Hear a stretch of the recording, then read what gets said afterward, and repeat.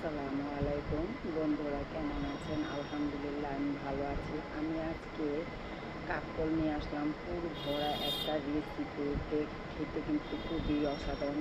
শুধু এক মুঠো মুসুর ডাল নিয়েছি, মুসুর ডালটা বেটে নেব, আর এই যে ভিতরে এগুলো সব বের করে নেব। এগুলো একটা চামিচ দিয়ে সুন্দর করে সবগুলো বের করে নেব। আর এগুলো কিন্তু ফেলবো না, এগুলো বেটে নিব পাটায়, ভালো করে মিহিন করে বেটে নিতে হবে যাতে কোনো দানা ভাব না থাকে। দেখুন, আমি এই যে এইভাবে এটার ভিতর থেকে সবগুলো বের করে নিব। বের করা হয়ে গেছে।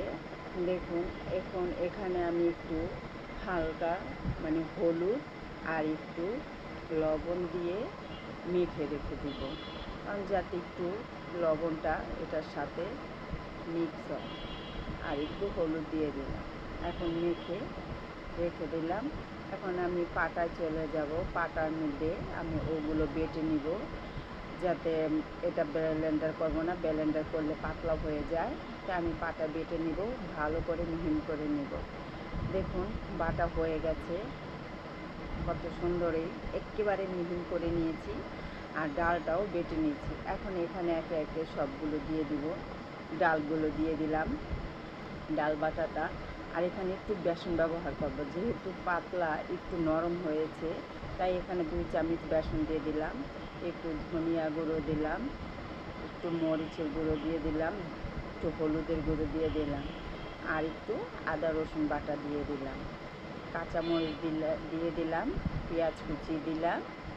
এখন আমি ধনিয়া পাতাটা দিব, আপনাদের ইচ্ছে অনুযায়ী ধনিয়া পাতাটা দিলে ঘ্রাণ আসে, তাই ধনিয়া পাতাটা দিয়ে দিলাম স্বাদ অনুযায়ী লবণ। এখন এটা ভালো করে চামচ দিয়ে মিশিয়ে নেব। আপনারা ইচ্ছে করলে হাত দিয়েও মেশাতে পারেন, কোনো সমস্যা নেই, চামচ দিয়েও মেশাতে পারেন। দেখুন, ভালো করে মিশিয়ে নিয়েছি। এখন আমি ওই কাঁকরোলের ভিতরে পুর ভরে নিব। এটার ভিতরে অল্প অল্প করে মিশ্রণগুলো দিয়ে পুরটা ভরে নেব। এখন আমি হাত দিয়ে কিন্তু এটারে সেটিং করে নিব। দেখুন, হাত দিয়ে খুব সুন্দর করে সেটিং করে নিলাম। এভাবে সবগুলোই পুর ভরে নেব। দেখুন, সবগুলো পুর ভরা হয়ে গেছে। এখন আমি ভাজার জন্য চুলায় চলে যাব। আমি কড়াইটা আগেই বসিয়ে দিয়েছি, তেলটাও গরম হয়ে গেছে। এখানে সবগুলো একসাথে ভাজা যাবে না, তাই আমি অর্ধেকটা এখন ভাজবো আর অর্ধেকটা দ্বিতীয় ধাপে ভাজবো। তাই এখানে আমি 4টি দিয়ে দিলাম। এখানে যেহেতু 8টি টুকরা হয়েছে, 4টি টুকরা দিয়ে দিলাম। এক পিঠ হয়ে গেলে উল্টিয়ে দিব। দেখুন, এক পিঠ হয়ে গেছে, এখন আমি এটা উল্টিয়ে দিব।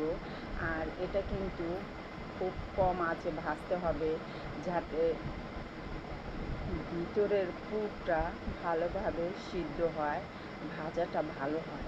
এই দেখুন, কালারটা এইরকম হয়েছে, একটু লালচে লালচে এই ভাজা হয়েছে। এভাবেই সবগুলো ভেজে নিব। দেখুন, সবগুলোই ভাজা হয়ে গেছে, কত সুন্দর দেখাচ্ছে। অনেকে দেখা যায় কাঁকরোল খায় না, কাঁকরোলটা যদি এইভাবে ভাজা যায়, বন্ধুরা কেউ বলবে না যে কাঁকরোল ভাজা খাবো না। সে সবাই এই কাঁকরোল ভাজাটা খুবই পছন্দ করবে। দেখুন বন্ধুরা, এই ভিডিওটা যদি কাঁকরোল ভাজা ভিডিওটা ভালো লাগে, একটা লাইক, শেয়ার, কমেন্ট করবেন, কমেন্ট করে জানাবেন, এবং ভিডিওটি সম্পূর্ণভাবে দেখে আমার চ্যানেলটি সাবস্ক্রাইব করে দিবেন। আল্লাহ হাফেজ।